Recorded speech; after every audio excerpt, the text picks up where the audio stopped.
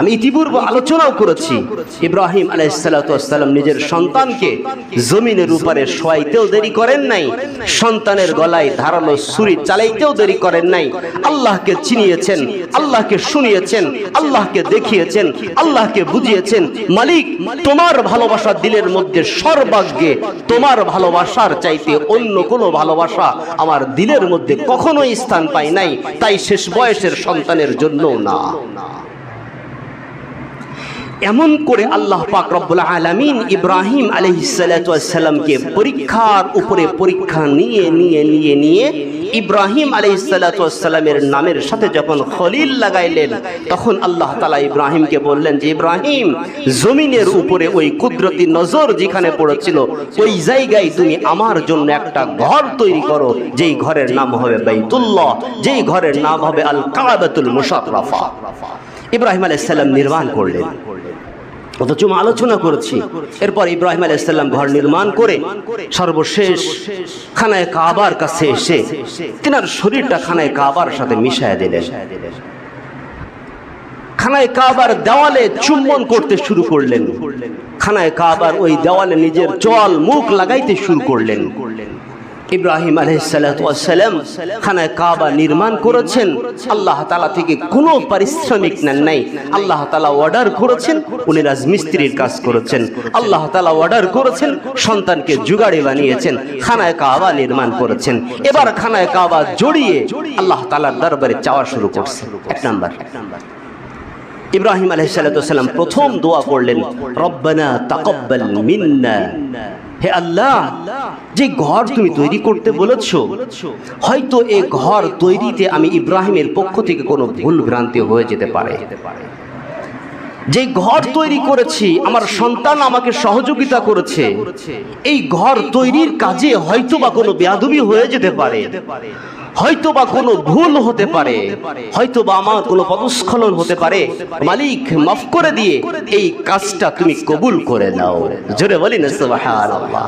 ইব্রাহিমের এই দোয়া আমাদেরকে শেখাচ্ছেন, পৃথিবীর জমিনে আল্লাহ তাআলার নিয়ামত যদি এক সেকেন্ডের জন্য বন্ধ হয়ে যায়, পৃথিবীর কোনো মানুষ পৃথিবীর জমিনের উপর অবস্থান করতে পারবে না।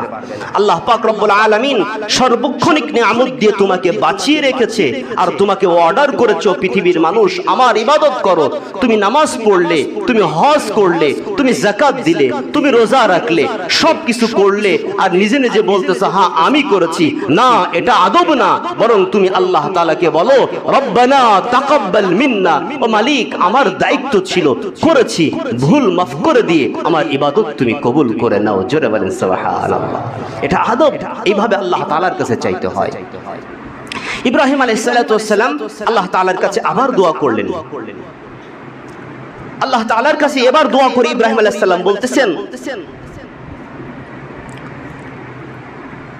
হে আমার প্রভু, আল্লাহ তাআলা বলছেন, ইব্রাহিম আলাইহিস সালাম বলছেন, রব্বানা ইন্নী আসকানতু যুররিয়াতি, হে আমার পালনকর্তা, আমি আমার পরিবারের কতক মানুষকে, আমার সন্তানদেরকে তোমার ঘরের পাশে এই অনুর্বর জায়গায় আমি তাদেরকে বসবাস করাইলাম। কেন বসবাস করেছি? লিয়ুকিমুস সালাহ, যাতে করে তারা এই ঘরে তোমার ইবাদত করতে পারে, তোমার নামাজ আদায় করতে পারে। আর কিসের জন্য করেছি? এজন্য করেছি আল্লাহ, তুমি আমার সন্তানদের দিলের মধ্যে, আমার সন্তানদের অন্তরের মধ্যে এই ভালোবাসা, এই ঘরের প্রতি ভালোবাসা, এই ঘরের প্রতি টান তুমি তৈরি করে দাও। ইব্রাহিম আলাইহিস সালাম আরো দোয়া করলেন, আল্লাহ, যে সন্তানদেরকে আমি এখানে বসবাস করাচ্ছি, তাদেরকে তুমি ফলের মাধ্যমে রিজিকের ব্যবস্থা করে দাও।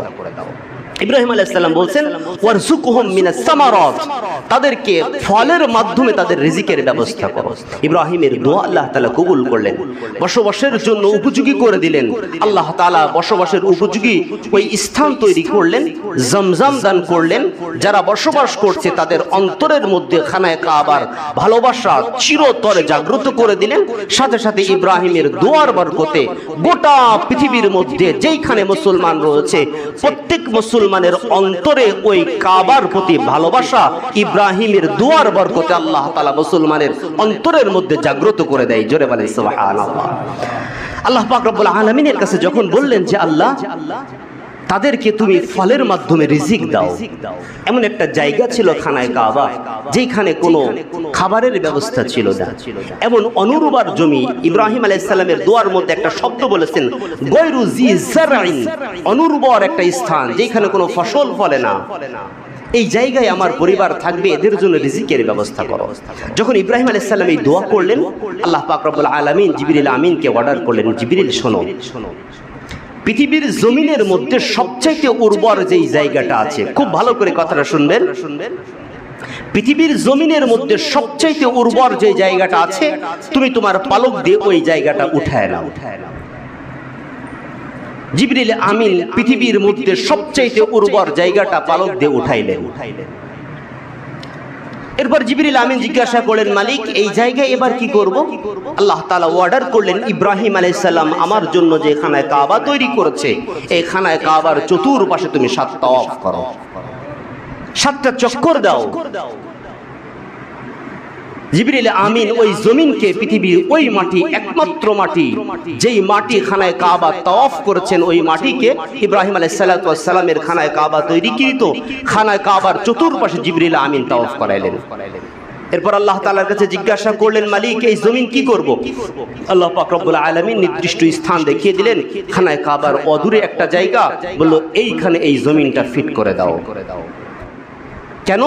ইব্রাহিম আলাইহিস সালাম তার সন্তানদের জন্য রিজিকের ব্যবস্থা চেয়েছে ফলের মাধ্যমে, আর ওই জায়গার মধ্যে আমি আল্লাহ তাআলা এমন বরকত দিয়েছি, পৃথিবীর সমস্ত ফল, পৃথিবীর যেইখানে যেই ফল আছে ওই জমিনের মধ্যে সেই ফল সারা বছর উৎপাদন হবে। সেই জায়গাটা বর্তমান পৃথিবীর মধ্যে যেই পরিচয় বহন করতেছে, সেই জায়গার নাম হলো তায়েফ। জোরে বলেন সুবহানাল্লাহ। কেন তায়েফ হয়েছে? কারণ সে একমাত্র, তায়েফ শব্দের অর্থ হলো প্রদক্ষিণকারী। যে প্রদক্ষিণ করেছে, যেখানায় কাবার চত্বর তাওয়াফ করেছে, তাকে বলা হয় তায়েফ।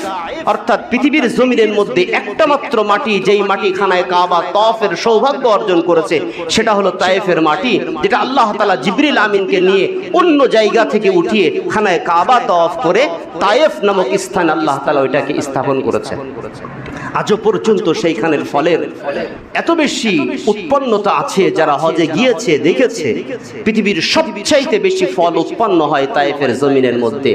বেমৌসুমী অনেক ফল সেইখানে পাওয়া যায়, সব সময় ফল উৎপন্ন সেইখানে হতে আছে। এটা ইব্রাহিম আলাইহিস সালামের দোয়ার বরকতে।